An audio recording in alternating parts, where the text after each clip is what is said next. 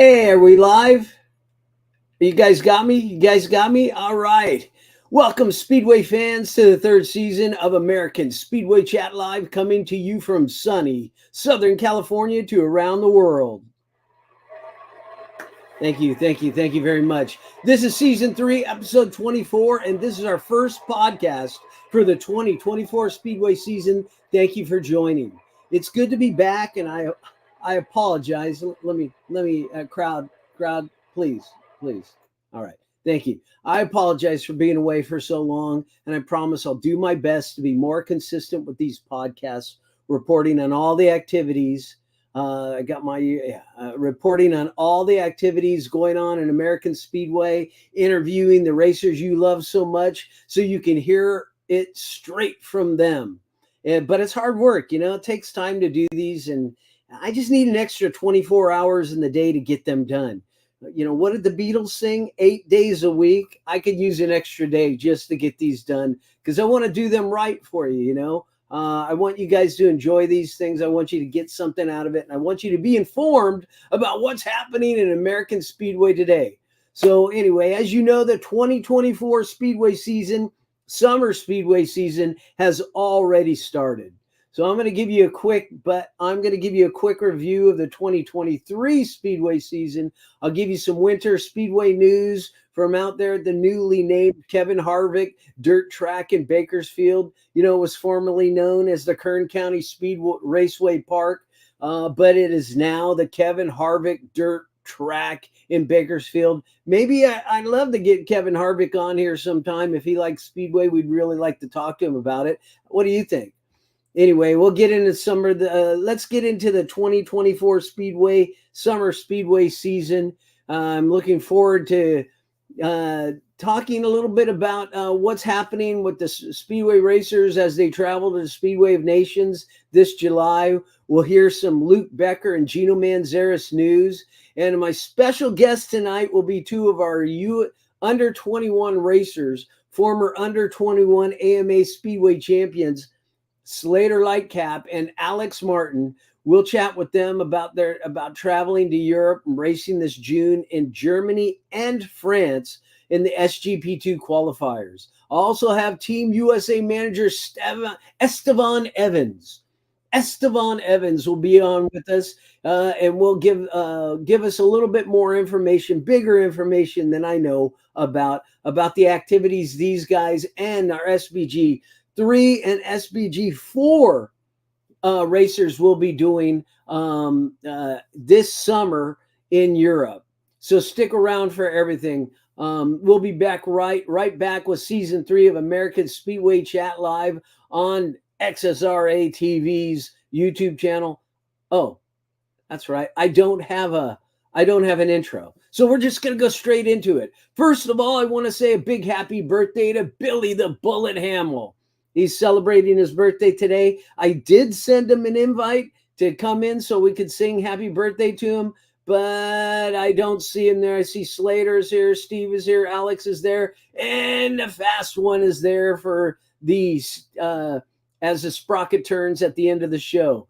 I also want to say a big happy birthday, big 17th birthday to our 250cc youth racer, Owen Williams. I think he's about ready for a 500 now. He's gotten pretty big, and I'm sure he's ready to get out there and race. I know he's getting in the road racing now, but I hope to see him out at the Speedway track again soon. I did see him at the Gumball Rally. He's looking fit. It's just, if you haven't been on the Speedway bike in a while, sometimes them corners will give you the willies. As I said, this is season 3, episode 24. Can you believe we've been doing this for 3 seasons with American Speedway Chat Live on Extreme Speedway Racing Action, XSRA.TV, XSRA YouTube, and Facebook channels. And I think we might even be on Instagram right now. I set it up, but it's a technical thing. I might have figured it out, but I don't know if we're there or not. If anybody is watching on Instagram or can go to my to the XSRA TV Instagram page and see if we're doing a live stream right there, please tell me in the chat room here so I can check it out. I can just know that it's happening.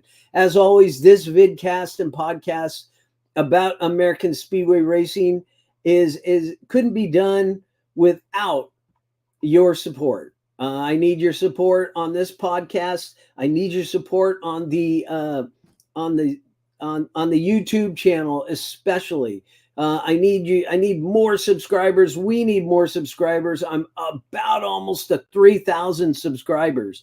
3,000. I know that seems like not a lot of lurkers on YouTube because, you know, a lot of people just don't subscribe, but subscriptions mean everything. And besides, it's free. Everybody likes free. So please get on in there. Just press the subscription button. Press that bell notification button there so you can be notified for everything, every upload I do with the Speedway race reports. I know you like them. Everybody likes to see those races after the fact. I know there's a lot of people that are watching the channel new this season that hadn't seen it before. We got a lot of people returning back to the track, and it's very helpful if I get if I can get those subscriptions up at 3,000. I think we'll go to another analytic for YouTube, and more people will see this. But we've got people watching this channel. This XSRA channel, Extreme Speedway Racing Action channel, in 51 countries. We've got over 1 million views on that channel of the racers. People are watching you guys, not me. The only time you see this ugly mug is when I'm doing something like this. I got a face made for radio, and that's the way I like to keep it. But these are kind of fun because in order to see the Speedway racers, you got to see me too. So that's where you get your chance to see me. But I'm not totally, the focus of this thing. All right, so let's get into this. I'm going to tell you right now, I get a lot of my information, all my information. If I haven't been there at the track, I get it again at speedwaybikes.com, and you should too. It's hosted by RC Jones. It's got everything you need to know about American Speedway, and it's just the place to go for Speedway news. So get on in there. RC spends a lot of time putting that together, and it's got years and years and years of history, and you'll see how much history is in Speedway if you don't even know anything about it. All right, so the 2023 Speedway season. Do you know that that season saw 61 events at tracks across the nation throughout the year of 2023? And as you know, Max Rummel was the dominator. And he is now, the dominator for the 2023 season. And he is now the AMA National Speedway Champion for a second time. And he's also the U.S. National Speedway Champion for a second time. And as well as with his brother Dylan, they are also the AMA Best Pairs National Speedway Champions for the third time. He's racked up the honors for 2023. And this year it looks like he might be up to do it again. Last February, he took all the gumballs in first place with the Big Kids Gumball race, which was really good. Kelly Inman put on the Gumball Rally because we had enough kids in the sport in order to put it on. I know that Ryder Schultz kept asking him when they were going to have a Speedway, a Gumball Rally. And he said, when we get enough kids. Well, let me tell you, there are some kids. And in the 150 class, there's this one kid. He just come out. His name escapes me right now, but I'm flying off the cuff here. This kid is something else. Farhand, Zal Farhand. You got to watch him. You got to check out the races from the Gumball Rally. They are on the YouTube channel. I put a few heats in there, put a round in there, and then I just went straight to the main events for all the kids. It's really good. But like I said, Max Rummel took all the gumballs, and he's the racer to beat this season. You know what? I don't know if any of you saw the main event from the U.S. National Speedway Championship at Costa Mesa last season, where he is right here. The big event. Let's take a look at that main event right now, and see how that went. Max Rommel with lane choice took lane 1. Billy Gennaro picked lane 4. Brock Nickel picked lane 3, leaving Slater Lightcap with lane 2. Lane 4 being the preferred lane, the fast starting lane on this track. Rommel gave it up to choose lane 1. He felt very confident he could beat Gennaro on the inside. Slater Lightcap, the Huntington Beach High School senior, was matched up in lane 2 against Max Rommel again. He's dreamed of days like this. Against the big dogs he's idolized, he's quickly becoming a big dog himself. Brock Nickel, the 2027 U.S. National Champion, in his return to the American short track, has a chance if he can let Rommel and Gennaro beat themselves. Billy Gennaro, whose only loss in this match was to Nickel in round 1, intended to show the crowd why he's still the champion and always a badass motherfucker.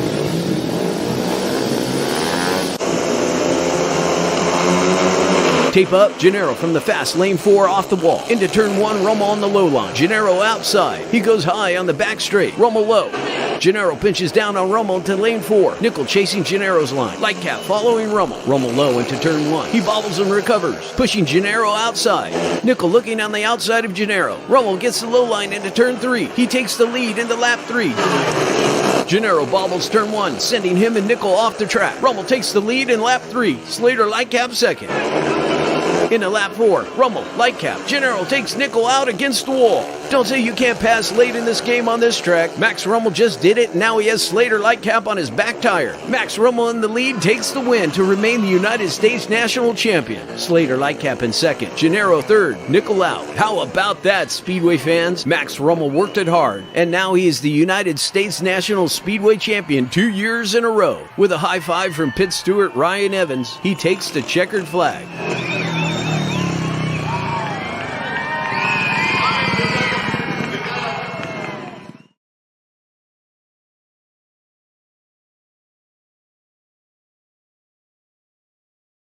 How do you like them apples, Speedway fans? Max Rommel in lane 1. Sometimes that lane isn't as fast as the wall, and Billy Gennaro had the wall. I know I've seen a lot of guys come off of lane 2 and even get it just doesn't matter. You just your night that night and you get it. But Billy Gennaro, I cut it off before. You could see that Billy was called out for forcing Brock out at the end, and he handed Brock third place in that event. And the crowds were just going crazy at Costa Mesa. They really enjoyed it. Slater Lightcap, we'll be hearing from him. He showed such great improvement last season. He's been challenging all the guys, and you can just see the improvement when you go there on the track. And then Fast Eddie Castro, he made history that night as the oldest racer to win a heat that night, and the crowds just loved it. You can check that out on the YouTube channel. All you got to do is type in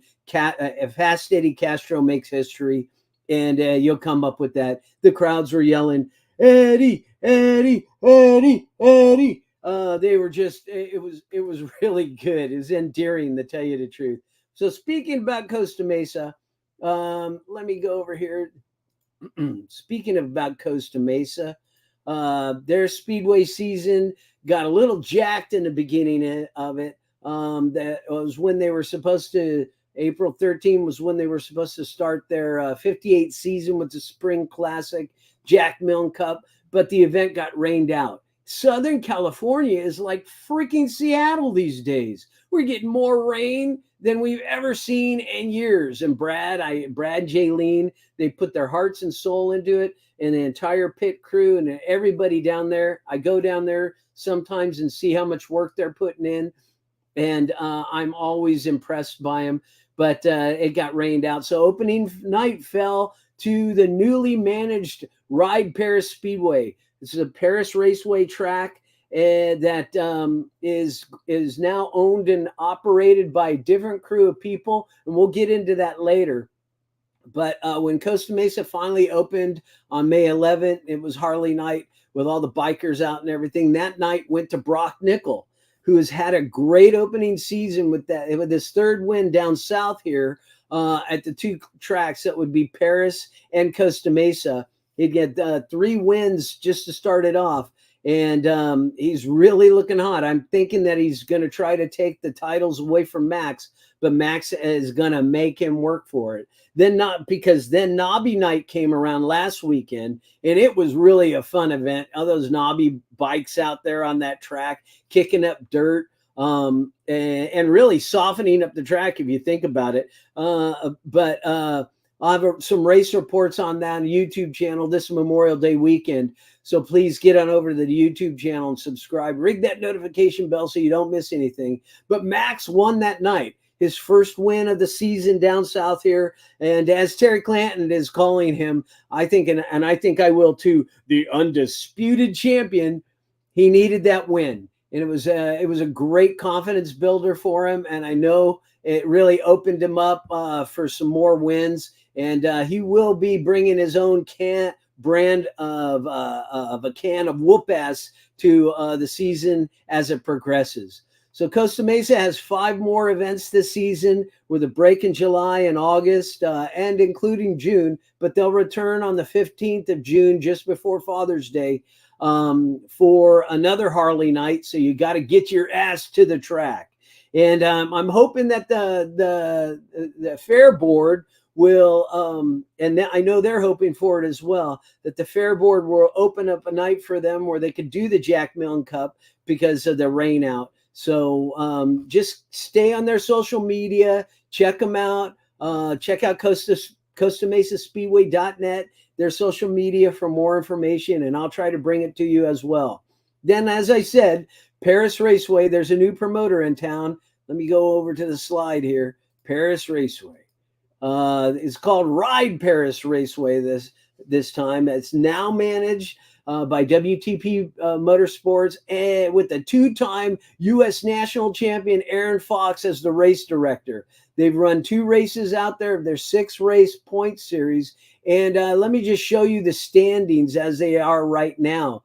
Brock Nichols in the lead. Austin Novarodel is bringing it to the track. I mean, he's starting to really, he's having a good beginning season. He's in second place with 14 points. Alex Martin with 12 points. Russell Green is in there. Slater Lightcap is right after. They're tied for 4th.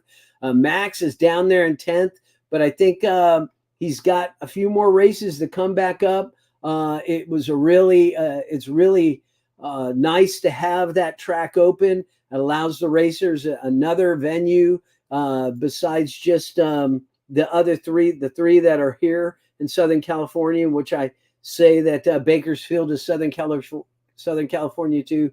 But it's really great to have more tracks open so the guys can get out there and race more. And I'm going to be following their point series. I'm also going to be developing some point series for the other tracks as well.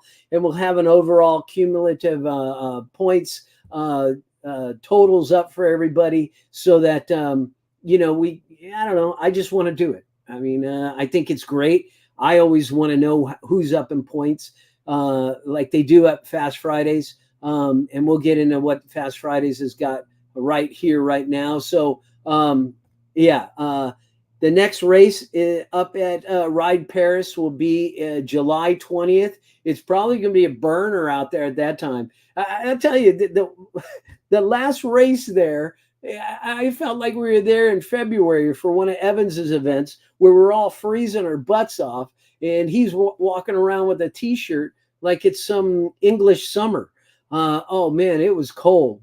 But I'll try to get Aaron on in the next chat show to talk to everybody about that. Until then, check their social media at Ride Paris Speedway. It's on Facebook, and he's got a website as well. Like I said, Fast Fridays Motorcycle. Fast Fridays Motorcycle Speedway started their season opener on May 10th, just before the Michelob Ultra Speed with the Michelob Ultra Speedway season opener in NorCal. It's very exciting. It's their 2024 season, getting up there, and I believe it's their 29th season of racing at the Auburn Fairgrounds. And I want to thank Dave Joyner, the promoter, for allowing me to go up there and stream last season at his venue twice. We streamed round 3 of the final of the AMA Speedway Championship, And I got some video of Heat 19 right here. I've got to change some things here so I can bring them up, but I'm going to let you watch this event happen right there, and I'll come back with some points totals. Heat 19. Okay, that explains it all. Timmy Dion, Max Rummel, Billy Gennaro, and Justin Allman. This is the race everyone wanted to see. Rummel and Gennaro tied with 11 points, but Rummel virtually assured the championship with a total of 51 points overall to Gennaro's 36 in this 3-round series. But who will take the night? Timmy Dion with 5 points on the night, ahead of Allman with 3 points. Back to Mike Rooney for the call on the track. Rummel.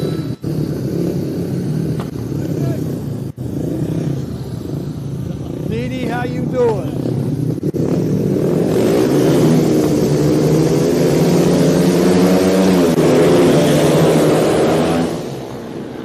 Oh, nice stretch.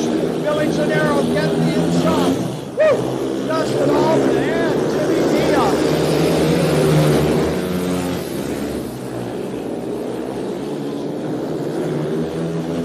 Max is looking for that little bit of a bobble. Can he find it? Max really sticking it down on the inside. Brought it back a little bit. But the white flag is out. Oh! Billy J looking at that now. Max coming around with everything he's got. Billy Gennaro, Max Rummel, here it comes. Oh! Amazing race. Max Rummel by a knobby on the finish line. Billy Gennaro showboating with a wheelie at the end, and Rummel not giving up took the win away from him, gunning it for the finish line. You'll have to rewind that to see it again. Max Rummel with 14 points and Billy Gennaro with 13 points. Both advanced to the semis, but what a race. What a race that was. The entire event is on the XSRA.TV video on demand. It's probably only like $9 to check it out. It's totally worth it if you want to relive the excitement of that night. Plus, there's a lot of other race reports, and not just videos, folks. They're race reports. And the race reports on video on demand on XSRA.TV on the YouTube channel. So get on over there and check it out. And again, I want to thank Dave Joyner for allowing me to come up there and stream a couple times. I want to thank Law Tigers for their live stream support for round 3 of the support for the USA versus the World event that they threw. That was their 24th season of USA versus the World. And I want to thank Shark Squad, who's now named, what are you named now?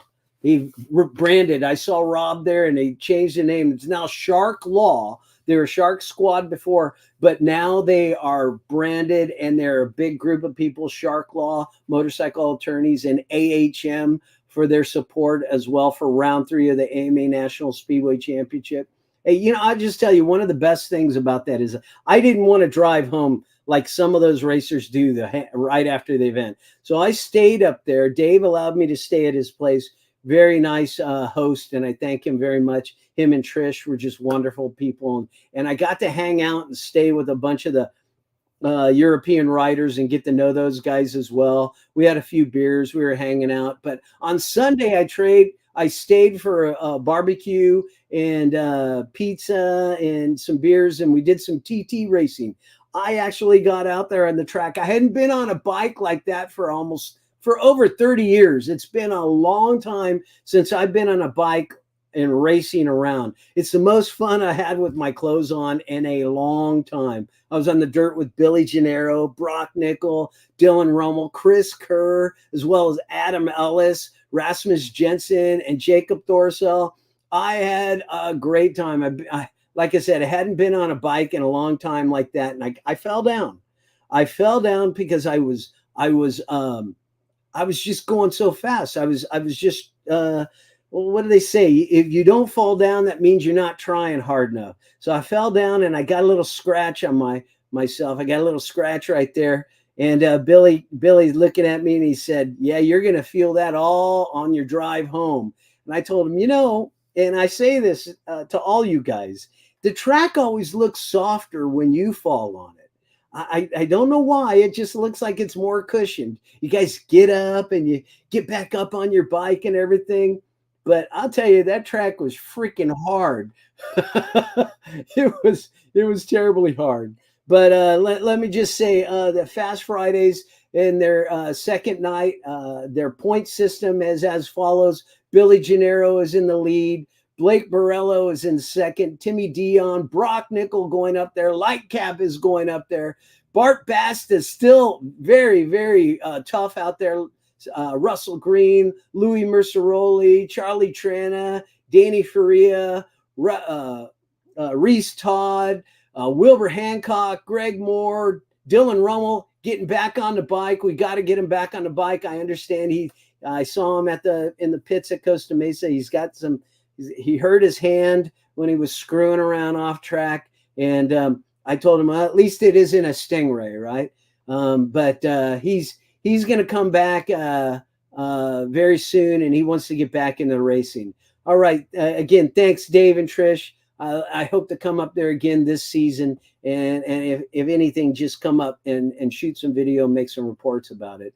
So let's get into this right here. Industry Hills Speedway. They're going to start their summer speedway season on June 1st. Their season opener will be a great event. And because it will be on Saturday, when Costa Mesa is not running, SoCal Speedway fans will still be able to get their Saturday Speedway fix in.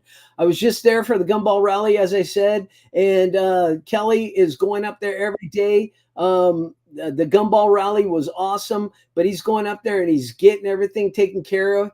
Check their social media. He's been posting all the time. He's got a big hard on for this season. He's walking around with a limp. It's probably the hard on.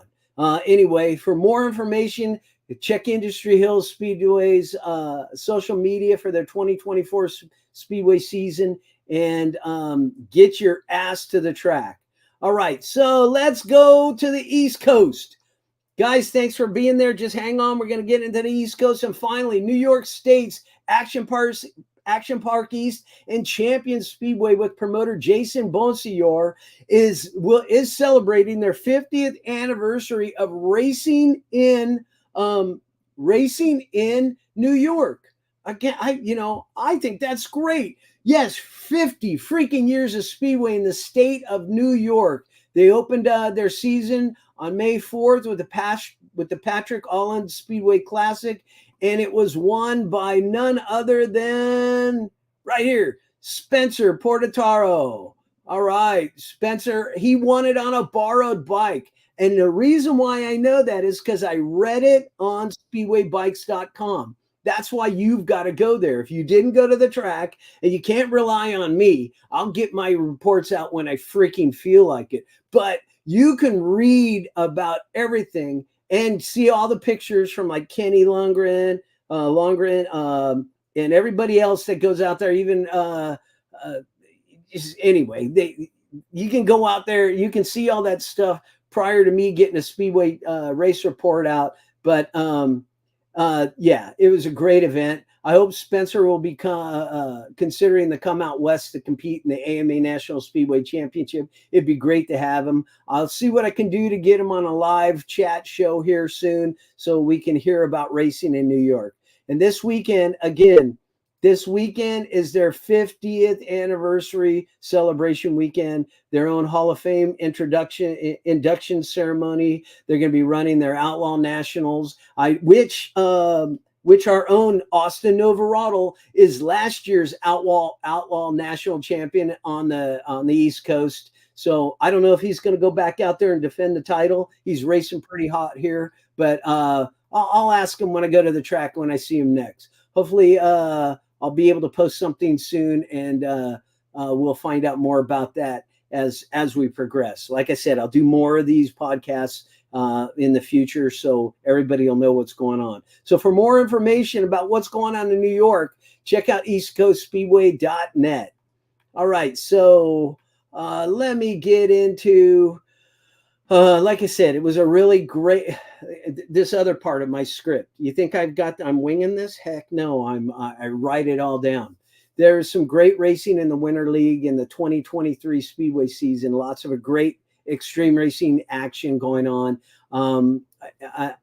I will try to post some more. I'll do our own special recap of that Winter League season that started at the under 21 with our new under 21 champion, Sebastian Palmese, who told me he would be willing to do a Speedway Chat Live report. A Speedway Chat Live podcast and get on while he's traveling with the Yamaha team at the outdoor motocross events with the Team Honda. So thank you very much. Again, please subscribe to the YouTube channel. All right. Okay. That's all for Speedway news, folks. I got that done in 30 minutes. That's a lot longer than I thought. But at least you guys heard about what's going on the other tracks. So without further ado, let's bring in our racers here. I've got, I'll bring in team manager right now. Let's bring in Steve Evans. Hi, Steve. How are you?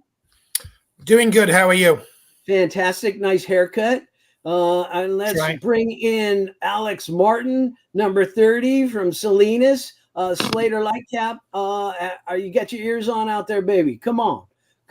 So in the meantime, we've got you, Alex, from Salinas, and Slater Lightcap from Huntington Beach, going to travel on over to Europe, and you'll be representing the United States in two different SVG2 qualifying events in Europe. Slater's going to go to Ludwigslust, Germany. I've been practicing how to say that. And you're going to go to Mike in France. Anyway, you'll both be racing on June 8th. And I want to add, with that, I just want to ask Steve to give a little bit of information on that. And then we'll get into talking to you guys, and we'll wait for Slater. Wherever you are, Slater, get on here. So Steve, tell us about SGP2, and why is it being held in two different countries? Well, it's actually being held in 3 countries. There's 3 qualifying races with 16 riders in each of them. And then from each of the qualifiers, the top 5 qualify into the finals. So the finals is a 3-round series that supports Grand Prix races. So Alex and Slater, they're our USA representatives. They're drawn in different events. And if they want to progress in the competition, it's tough, but they would need to be top 5 out of 16 in their rounds.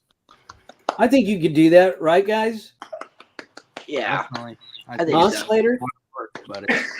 They obviously All right. They should talk. They're more interesting than me to talk, and they should talk more than me.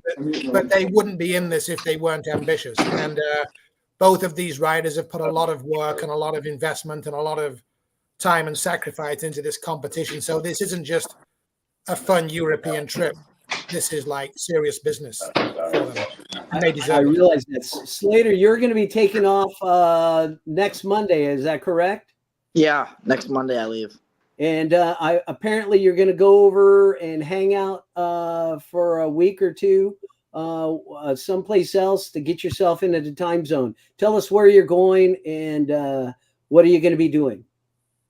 Yeah, I fly to England first. I'm gonna stay in England for about a week, maybe a little less, I think, with Tom Brennan, and I think I'm gonna do like a second half at Poole and possibly a couple of other tracks maybe, but that's what we've got lined up so far. And then I'll fly to Poland, where I'm gonna watch a couple of, I think at least one match in Poland at Rybnik. And then I'm flying from Poland to Germany, meeting my dad in Germany. And I think we're going to drive back from Germany and go to Poland and practice in Poland, and then go back to Germany for the race. Very good. Very good. Well, how about you, Alex? You said you were leaving very soon, next week as well, right? Yeah, I leave Wednesday straight to Warsaw, Poland. Wow. So you're going to spend all that time in Poland? Sorry? Oh, so you're going to be in Poland, and then you're going to go to France from there after a couple of weeks?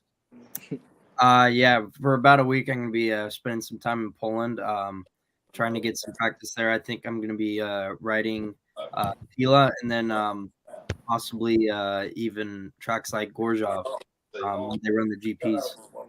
Fantastic. We get you guys used to the bigger tracks then, right? Absolutely. So, Steve, tell us a little bit about some of the competition these guys are going to be up against in these two different events. Right. Well, there's lots of. First of all, we don't have the draws yet for their round, so we know the countries that are represented in each event, but we don't know the riders to fill in yet. But this is pretty serious, high standard competition. The top level opponents are pretty much going to be at Grand Prix level or thereabouts. Naturally, the entire field is at Grand Prix level, and but it's real tough competition. I mean, in Europe, for all that we do have promising talent in America with Slater and Alex leading it, overseas it's just so abundant. But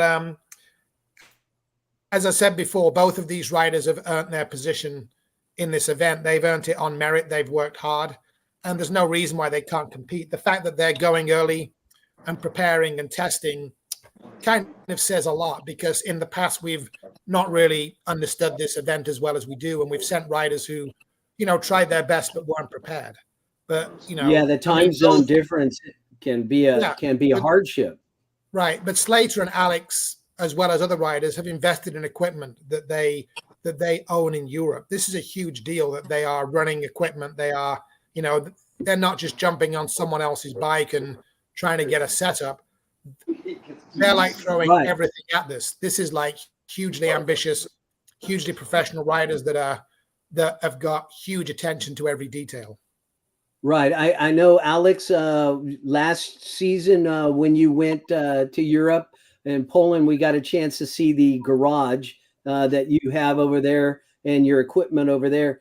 Are you sharing that with Slater, or is there some that you guys storing bikes in the same place? How's that working? Well, I'm really good friends with Lewis Hughes and the Holbeins. So we kind of all share a shop together, and we kind of take turns putting our bikes on the bench. Otherwise, we have the rest of the bikes in the corner. But it's all kind of a big friendship kind of deal and a whole team effort. But it's really great that we have it in the shop, because if we need any parts or anything, we just go downstairs through the hallway and we just take whatever we need off the shelf.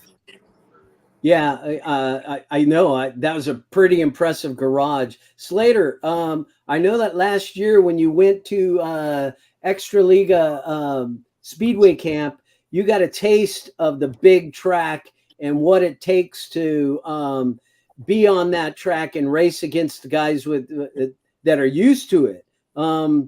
What do you think you can bring back there after you've learned, after you've been back here on the smaller tracks? It takes a bit to adapt to a long track like that. The way you ride the bike is completely different. In America, it's really just starts, first corners, and coming off the corner. And in Europe, it's about how you ride the bike completely, going into the corner, out of the corner, starts, what your body positioning is. Everything's different. So obviously, me practicing a couple weeks before the meeting is a big advancement, because if I went over there and just did the race, I'd be probably riding the bike like I am here. So it's good that I'm going over to practice, because it takes a bit to adjust to the tracks over there. You got to completely ride the bike different, and it helps when you've got other guys that are helping you out in your corner, like just guys that have been riding tracks in Europe for years, but it's a bit different. Yeah, when you were doing the USA versus the World with Steve out here, some of the guys that you raced against here last February, you'll be able to meet again over there in England when you go back. Is that right? Yeah. I'll be staying with Tom, and he was here racing, and I'm sure I'll see a couple of the other boys there. Fantastic, and that totally helps.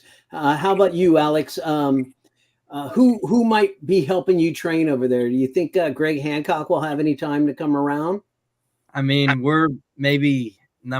probably number 7 on his priority list. He's got Luke and Will Carnes and all those other guys he's got to worry about first. But I think we're gonna probably try and work something out with him. We're just grateful to even have him because he's just so well known overseas riding there, and he knows every bit of Speedway over there and kind of just knows all the secrets. So it'd be absolute pleasure to have him, and I think we will, but he's got his priorities first.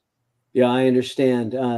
He's got a lot to do over there, but if it wasn't for him and all of the support you get overseas from him when he has the time, it'd be a little bit more difficult, wouldn't it? I thought I saw a guy who won one of the last SGP race that was on the FIM that we got to see on MAV TV. He was in your pit when you guys were over there. Is that correct? Which rider was that? Steve, remind me, who's the rider who won the SPG last Saturday? Mikkel Mikkelsen. Yeah, Mikkel Mikkelsen. That's right. Yeah, we just happened to be going to Ribnik that day.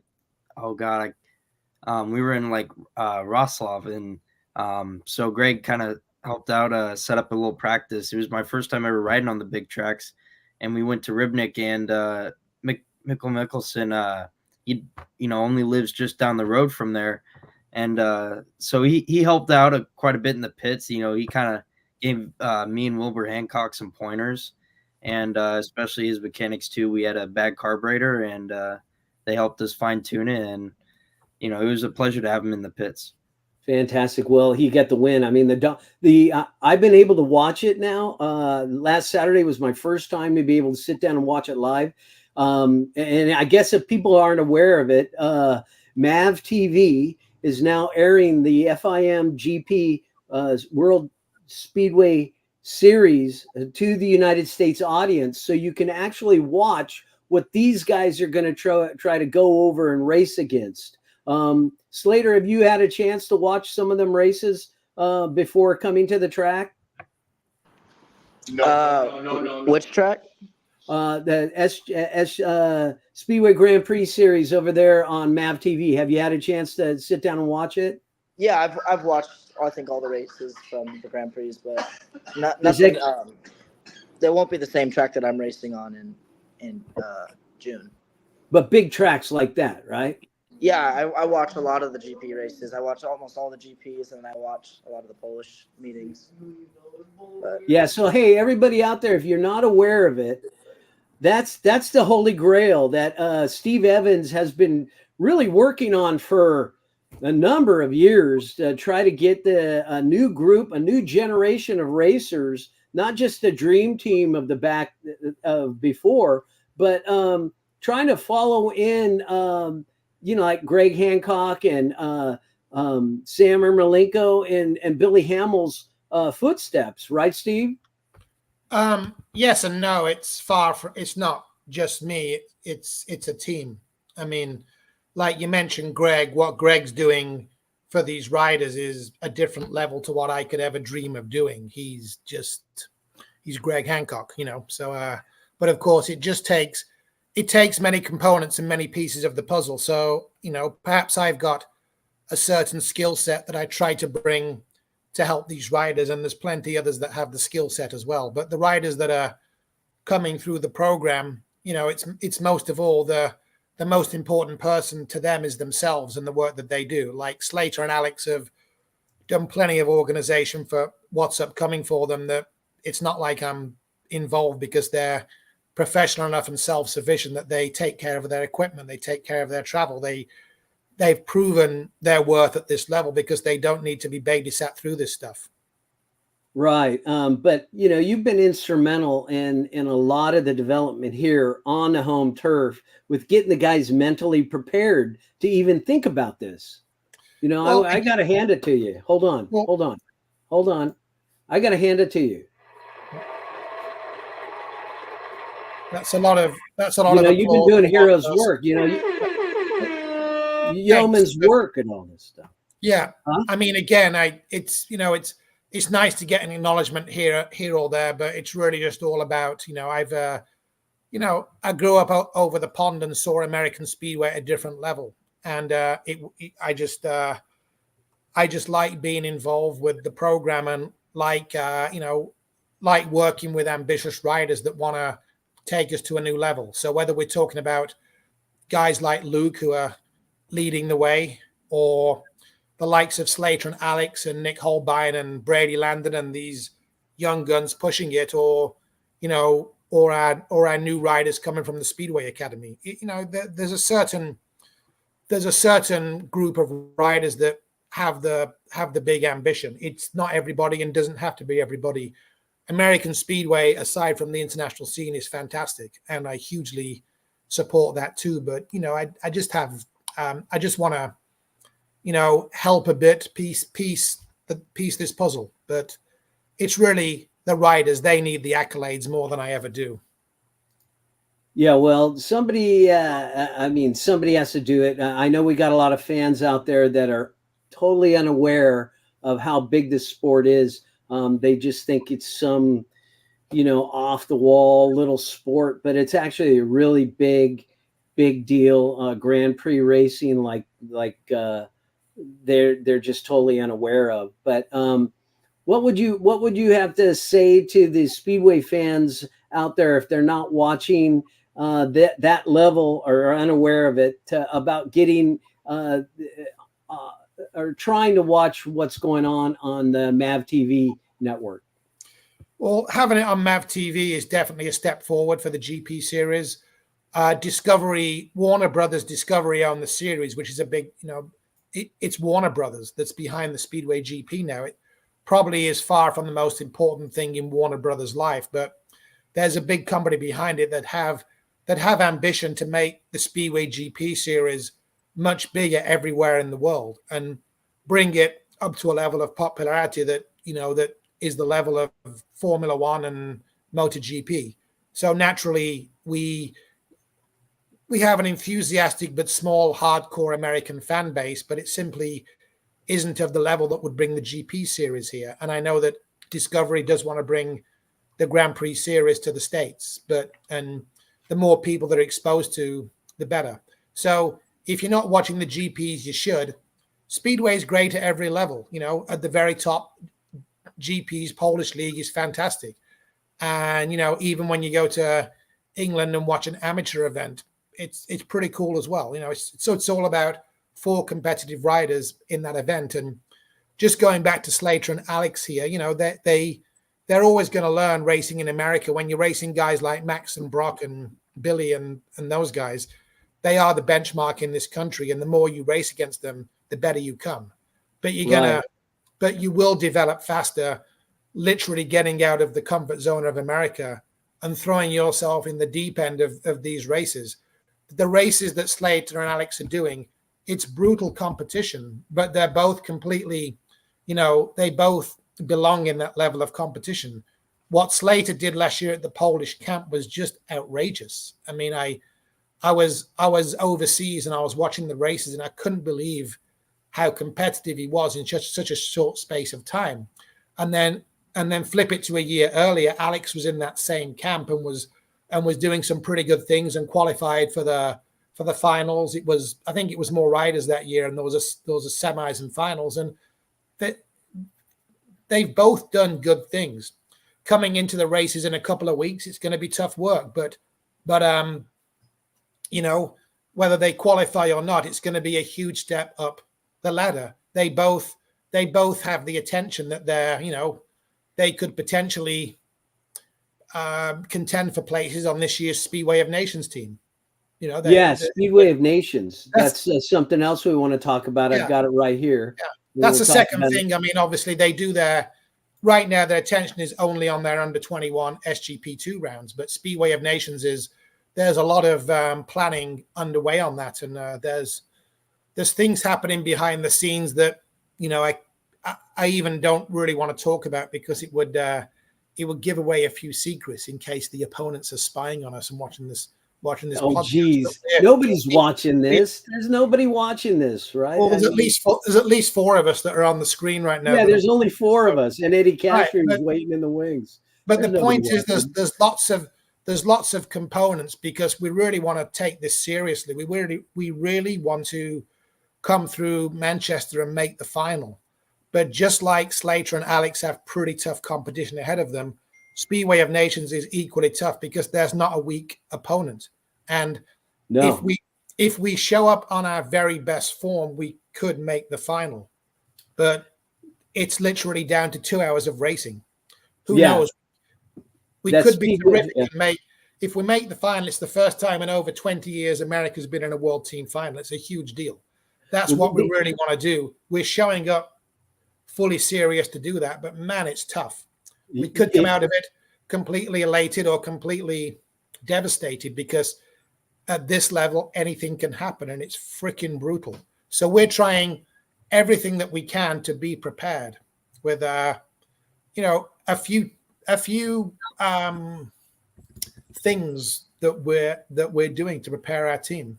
Well, fantastic! I can't wait to hear them off camera. But you have to get me Harold Hartkey saying, "Put your race face on." So, excuse me. I'll need at least 8 pints to tell you what we're doing. Okay, you got it. Yeah, maybe so. But, yeah, Harold Hartkey is saying, "Hey, put your race face on, boys. You can do it." And that's about what it is. And Wilbur Hancock, who I didn't invite on this because he's not traveling to be in the SGP, but he says he asked Slater, "Have you been picking up any German before you go over there?" I've been trying my best. Should say 9. That means no. 9. Yeah, there we go. 9. Yeah. Finish first, not 9th. All right.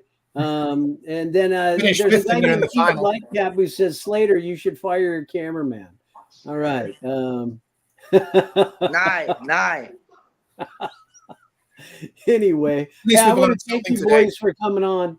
I know everybody who is a Speedway fan here, who does go to the track and they can't make it to the track and they're watching the race reports later on and they're reading about the racing on speedwaybikes.com.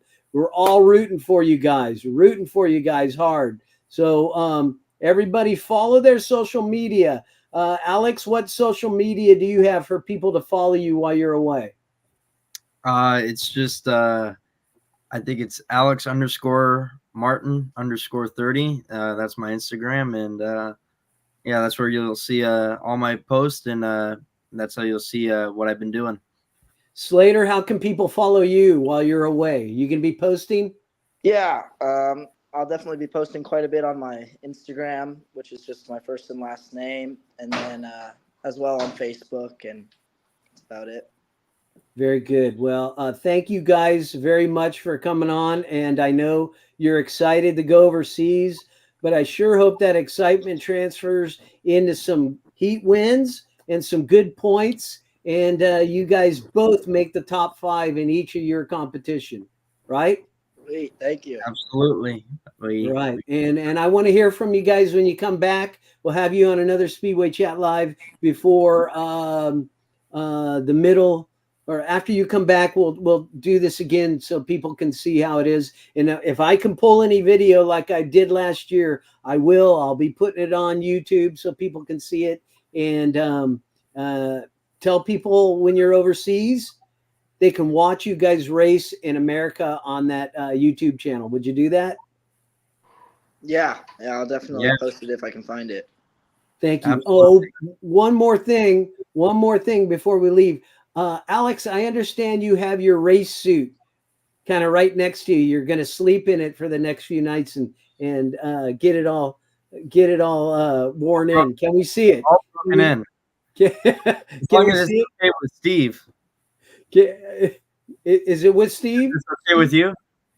No, it's with Jan in England. The suit is. Oh, okay. All right. Yeah, no. All right. Well, I know Slater's got some new colors for 2024. It's a little bit more white on the back and stuff. So we'll talk about that later when you get back. But I just basically want to thank you guys. And Steve, hang on. We're going to do a little As the Sprocket Turns with Eddie Castro right after we say goodbye. Thanks, guys. Good luck with your trip. Thank you, Ken. Thank you. Welcome. You're welcome. All right. Bye. Bye-bye. Fantastic. You know, that's some big racing. Eddie, I need a camera on front. I need a light in front of you so I can see you. The screen of this that's not good enough. Anyway, I do want to get live into from down at Coal Mine. We have Eddie Castro. Yeah, we can get on there. We're going to do ground.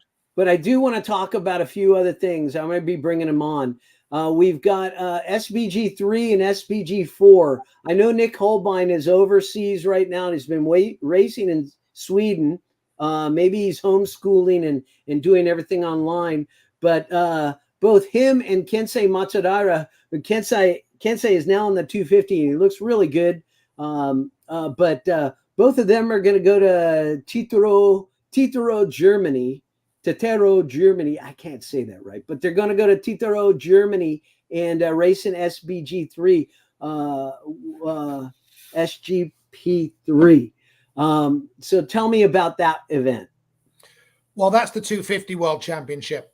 And again, on June 22nd, there's actually 2 race events in the same day at Tetero, I don't know. Maybe neither of us is pronouncing it right. It's Germany again. So Nick and Kensei do a semi-final and they place top 8, and then it puts them to the final, which I think is in Poland a week later. So they're going to Tetero to try to qualify for the next stage. Wow. So and Will Carnes is already over there dominating. I've seen he came here and he dominated after the first race. He dominated the entire Gumball Rally. He's very impressive young rider to watch. He's got huge talent and he's about to turn 15. So he's also going to be racing on a 500 at 15 at National League level in England for Leicester. So he's going to be racing for the Leicester B team where Luke Becker is. William's got talent and he certainly, I mean, I know that Nick and Hank are hugely ambitious. They're really, I mean, just to talk about these guys for a second, they're doing something that no one else has done before, which is they've pretty much semi-moved to Europe, or they're living between Europe and America solely to pursue Speedway. And we've never had somebody at 250 level do this. Now, someone like Kensei, he's a Speedway rider, but he's predominantly a road racer. So Kensei spends a lot of time road racing in Spain. And I've known, there's a kid now who's in the what's it called? The MotoGP Futures or whatever they call it. Christian Daniel. He did a bit of Pee Wee Speedway back when he was really young. And he's now, I think it's the Rookies Cup. I think he's 14 years old in MotoGP support races. And there's a rider I've known. He did again, some, I think it was Pee Wee's, and he's tested a junior bike at Kern. Rocco Landers. I've known Rocco and his family I've known Rocco's family before he was born. And Rocco is a road racer. And these road racers, they tend to move them out to Spain when they're young teenagers. You move to Spain to pursue road racing to see if you can get to MotoGP. And I guess the Holbeins are doing the first Speedway version of that, where they've, I mean, it's a shame. We would like to have them at American events in the 250 class. We certainly need the 250s. It's a bit scarce right now. We need the 250s badly, but they've decided there's something about, the world scene, and they've been to GPs, and Lewis has taken them to Torrent GP, Lewis Hughes, and they've spent time with Greg, and and they've followed Team USA, and it's just lit this fire. So Nick and his dad, they're really pursuing everything they can to make it on the world scene. They've made their decision that's what they want to do. So it's outstanding. And then in SGP4, we've got Brady Landon, who is kind of following that lead. The Landons are friends of the Holbeins. They lived out of state, did a bunch of motocross. They've moved back to California, and they're pursuing Speedway. And so, they're also planning to do things in Europe. Zal Farhand, who's the first rider that came through our Speedway Academy, Zal's got family in Sweden. They go to Sweden every summer. So they're going to be spinning some laps in Sweden this summer. So it's interesting as as we put more time into the international program, it develops. And I think over time, someone comes in and steps it up, like Brock and Luke, and did stuff, 5-10 years ago, and they went into territory that was brand new.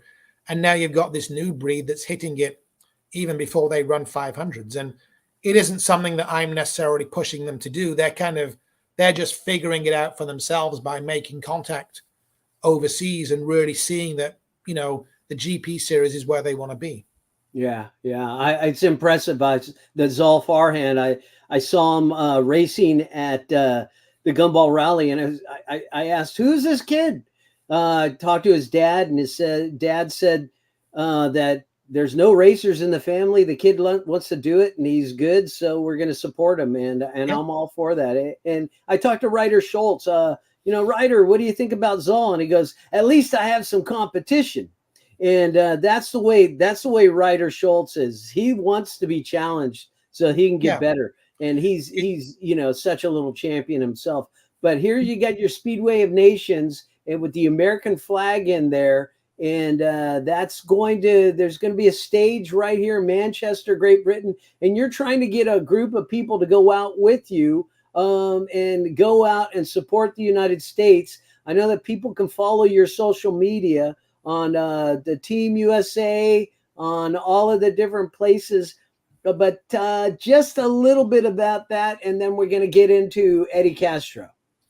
Yeah, well, there's, since I've been involved back to 2012, there's been big interest in Speedway World Cup and Speedway of Nations. There's just a lot of American fans and riders, and, just there's a lot of people behind this. As I say, for any accolades I get, it's got to be considered that this is a team on and off the track. Isn't and won't ever be a one-man show. I can't do it without so many people, I agree. And by that, the organization part, the riders are always what it's all about. They're the real stars of this. But we partnered with a travel company in England, Maitland Travel, who do tours to GPs. And we wanted to just give people that actually want to attend, kind of make the travel easy for them, have packages with hotels and tickets, help them with transportation, because it's something that if you want a Speedway paradise trip this summer, you could literally spend 8 days in England and go to a race every single day. We've got that arranged for you.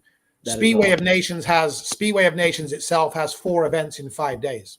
There's 4 races, and if you go back to the previous slide, Ken, if you can, I don't know. Right there. There you go. Yeah. So you have 2 semifinals here.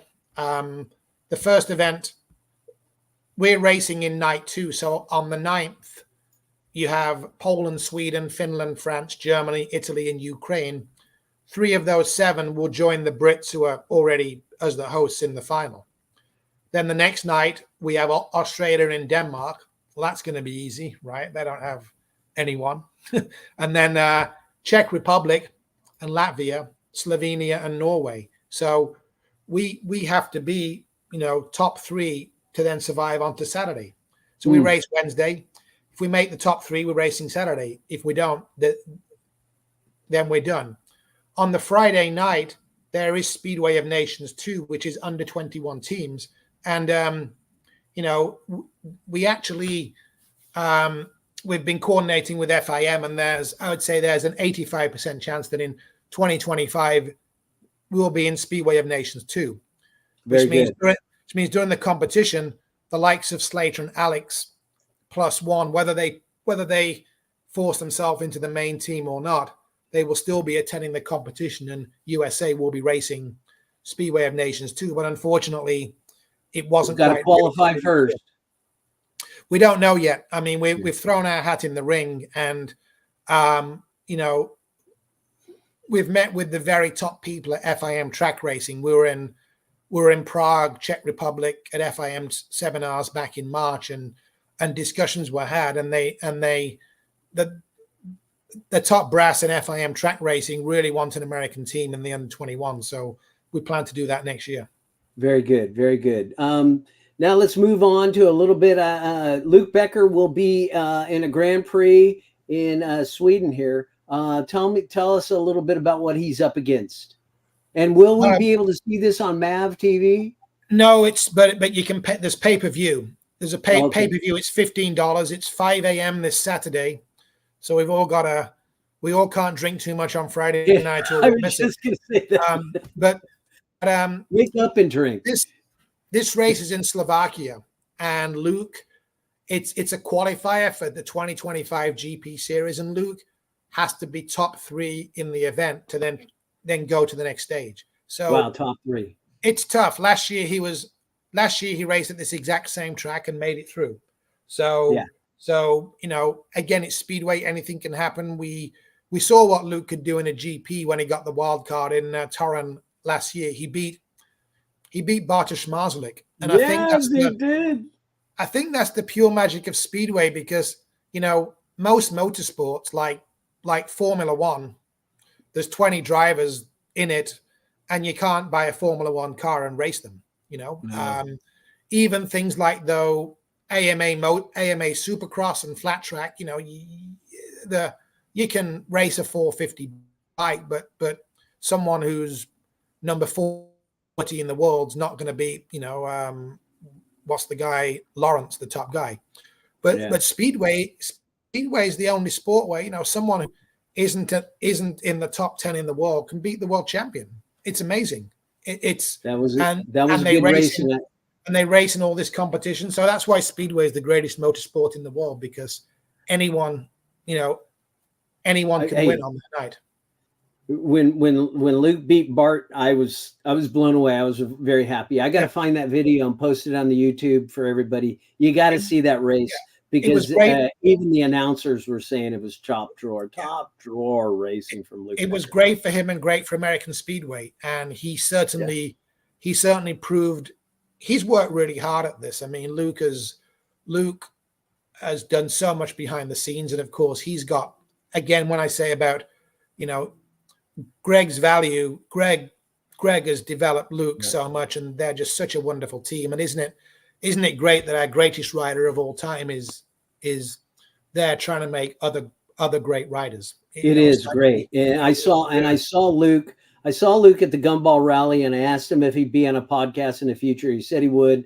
I think after this, I'll try to get him on so he can tell us how things are going for himself. But he's it's just tough. It's a tough season. So he's gotten some good events and not so good events, but it's just the tracks are different. Speaking of our American racers, how's Gino Manzares doing? I heard he had a spill in the track. I see he did, but he's fine. He did, he's okay. But there's no injuries that's going to keep him out. He had to call his night short because the medics wanted, he wanted to carry on racing. He went down. He was taken out by an opponent, just a racing incident, and he felt good to continue. The medics are like, no, we want to check you out. He got checked out. He's going to be back whenever his next race is. So there's no injury problem there as far as keeping him off the track. It was just a short night tonight. That's good to hear. All right, so now I'm going to bring us up to as the sprocket turns with Eddie Castro. Hey, Eddie, how are you? How's it going, guys? Very good. Hey, Steve, how you been? Hello, Eddie. I'll call you back later. You called me earlier. I wanted to ask you about that. We're gonna bring it up right now. Crash before we went to Buxton. What track was that? Hold on. Let me introduce this. We're bringing in the fast one. Workington. I couldn't remember. Okay, we're gonna get into that. This is As the Sprocket Turns, everybody. That's what I wanted to ask you about. As the Sprocket Turns, it's a store with Fast Eddie Castro. It's lies, legends, and hard to know true stories in Speedway bike folklore. And let's get into that. Okay, I've been working on this thing because I want everybody to know I'm nominating Eddie Castro for a Trailblazers Award. And I've been writing up stuff, and we've been going over his life story and what he's done, where he's been. And I've also called a couple people. One of them was Sean McConnell, since you guys have known each other since you've been young. And another one was Billy Hamill. And they told me what a tenacious racer you are. But one story I heard, and I know you are, But one story I heard was either from Sean McConnell or Billy Hamill, is where you were racing in England with the Dream Team. And as you put it, you wadded up your bike into the wall. You got hurt pretty bad, but you didn't stop racing. You borrowed another bike and you went back out and won more heats. Tell me about that. Tell us about that. And Steve, you can back this up because you were there. Yeah, that was on the Dream Team, and we were at Workington. And I forget who I was racing, but there was a little bumpy track coming into, what turn was that? I think it was turn 2. No, 1 and 2 going into it. Down the front straightaway, it was a little bumpy, and this guy came off, and I was already committed in the turn. When he let his bike go, it collected me and straightened me up into the wall and wadded my bike. And then wadded his bike. I love his term. Yeah, and let's see Mikey Booman was my teammate for that ride. He had just bought and purchased a new GP bike over there, and he had to lay his bike down. He hurt it. He wadded his bike too, so he wasn't having too good a time either. He was all right, but his bike was totaled, I guess, when he laid his bike down. He didn't lay it. I didn't see what happened behind me because, I was in a wad on the wall there. So I got back up. I was pissed, had adrenaline going. My bike was totaled, so I couldn't ride it. So Sean McConnell lent me a bike he had that he was riding from Hagen. So that bike got overworked that night. So the next ride I came out, I won it. The next ride after that, I won. And I think we lost that match because of curfew. The curfew got closed it down when we were in the hunt, and we were going to win it, and got closed down before curfew. So Steve, you're there. You're the manager of the Dream Team. What did you think when Eddie did that and then got back on the bike and kept racing? It was something, because when you go down on that size of a track, and when you're older than 22 years old in particular, I don't know how much it's going to hurt. But just to give you a picture, this track was a full-on like quarter mile. It was like a Polish track, because Workington has now moved to a new location, but the location they had then, it was around the perimeter of a rugby field, which is basically like a football field. Yeah. And this was the days where air fences were not mandatory. So I don't know, it was hard wood or metal. It was a solid fence that he hit. These days it would have been, we went to Buxton the next day to the last day of the tour. And I guess probably because it was the last race, like cropped or not, if you don't have a broken bone, you're going to be racing. But Eddie's bruise on his leg and whatever it was pretty black and brutal. It was not pretty. But we'd been on tour for probably a week and a half, either day on, day off racing. This was race number 6 or 7 in a 10-day period. And we just saw the tour out and just did what we had to do. But these were good days. The Dream Team concept was not meant for a rider like Eddie or Sean to do it, because it was there for young guys. But Eddie came on board back in 2009, I think it was, because we were just a man short a month before, and we thought, well, Castro's never been, he'll do it. But despite the fact of the slight age difference between the teammates, Eddie completely fitted in, because like the way he conducted himself, the way he conducted himself it helped the team. So it didn't matter having a rider at Eddie's time on the team, because it kind of grounded the kids a bit, and it kind of showed them that anything is possible in Speedway. And if anything, Eddie supported a lot of stuff that I've done. When I did my first ever race at Victorville, it was really an amateur race, and I wasn't expecting top riders to race, and I didn't know Eddie, and he insisted. He saw me at Costa Mesa handing out flyers and insisted he was going to ride. And I'm like, well, the pay is terrible, Eddie. You don't want to come to this. I was like, I just want to ride. And like, that was the first time I properly met Eddie. And it's fair to say that, we've done some great stuff, and we continue to do so. And the fact that the fact that you're still riding and competitive and can wind the throttle is just outstanding. It's like it defies the laws of physics, and it's a true example. And obviously, I hope this Trailblazers thing comes off, because to me, it's utterly deserved. You know, I just gotta thank God I'm still here doing any of it after the cancer, and you know, thank God for every day, and thank God for all the people and support and sponsors, and you know that I've been able to do that. And, again, defying the laws of physics, truly, because if you kind of look at the circumstances, this shouldn't have, like, none of this should have happened, but it did, and it still is. Right yeah, very good. Well, thanks, Steve, for hanging around for that tale of as the sprocket turns, because you were there, I wasn't. But when I heard this story, there's so many stories. I only have 10 pages, and I filled it all up, but I couldn't fit it in there. But it just blows my mind, because actually, I think it was Sean who told me another story based on that one of the youthful riders, one of the kids, as we'll call them, Austin Novarattle, didn't really want to ride a particular bike because it had a bend or wasn't doing anything correctly. And Eddie said, "Give me that bike," and he went out and won on that bike. That's the one I rode at Buxton. Right. Yeah. Right. I had 2 broken ribs. We found out a month later from Jim Masters, who passed away, second division rider. He passed away at Costa Mesa. But Jim had taken me back to his shop. He was a chiropractor, and my back was hurting. He says, "Well, come on over by the shop. We'll check you out." He did a couple of x-rays before he was going to do his chiropractic. This was before a race that night at Costa Mesa. He says, "Yeah, you've got one overlapping dislocated broken rib on top, and the one below it's broken. We can re-break those and put it back in place." I says, "No, don't touch it. Just leave it alone." So it's healed that way. I didn't want it re-broken. I wasn't going to do that.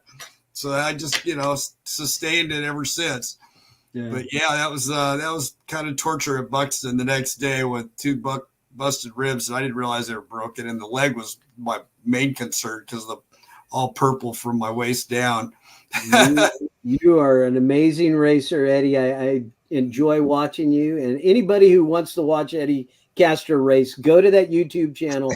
All you got to do is type in, search Castro, Fast Eddie Castro Fast. There are numerous races where he's just done some great things on the track, and it's just been a joy to watch him out there. And Steve, I want to thank you very much for being on this first edition of Speedway Chat Live. I'll leave you guys. If you guys want to keep talking, hey, don't forget to put me on don't forget to put me on the 22nd. I'm trying. Trying. The Digger Helm. The 22nd, we'll come back with another Speedway Chat Live to talk about the round 1 of the AMA National Speedway Championship, and at another time. I'm waiting for the green light on the lineup, because being a national series, it's but hang on in there. Right on. All right. We should know in a day or two where we're at with that. Anyway, I'm going to jump off. If you guys want to keep talking, I'm going to go and. All right. Cheers, mate. Roy, cheers, mate. See ya. All right. Thanks, Steve. For having me. Cheers. All right. Take care. Cheers. Hey, Eddie, thank you for telling everybody that story. I mean, like I said, we've been talking about your life and what you've done on the track, and that story just blows me away. And the way you tell it, it has me cracking up half the time.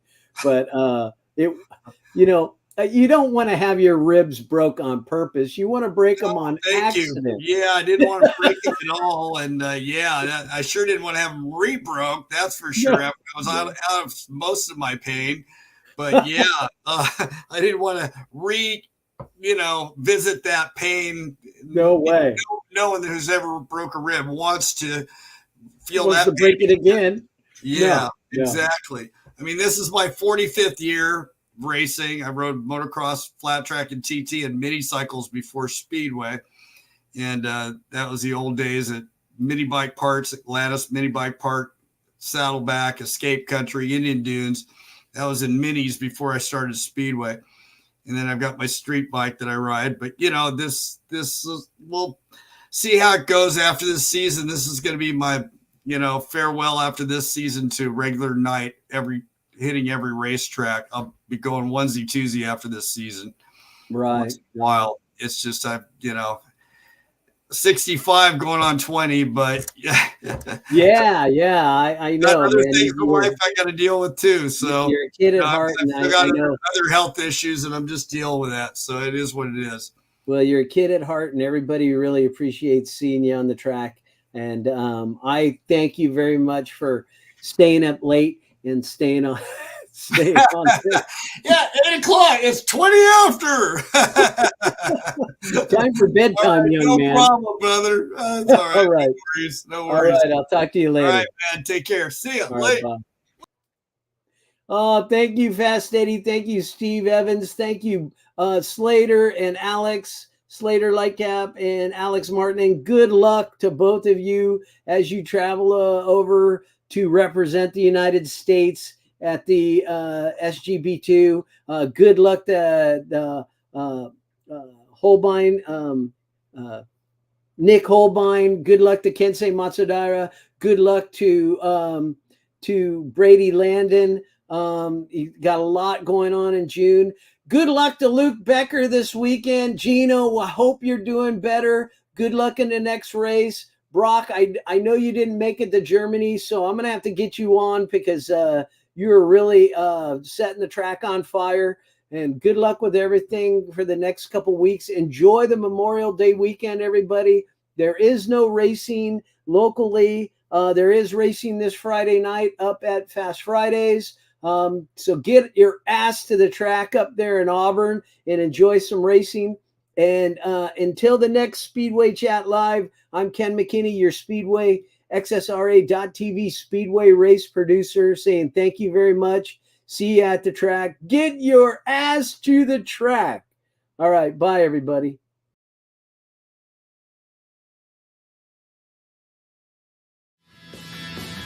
Heat 19. Okay, that explains it all. Timmy Dion, Max Rummel, Billy Gennaro, and Justin Allman. This is the race everyone wanted to see. Rummel and Gennaro tied with 11 points, but Rummel virtually assured the championship with a total of 51 points overall to Gennaro's 36 in this 3-round series. But who will take the night? Timmy Dion with 5 points on the night ahead of Allman with 3 points.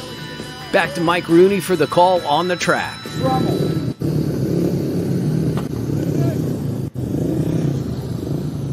Needy, how you doing?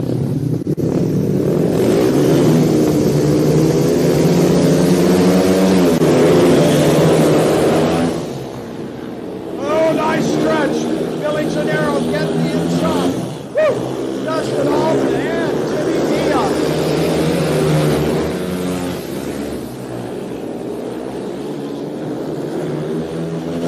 Max is looking for that little bit of a bobble. Can he find it?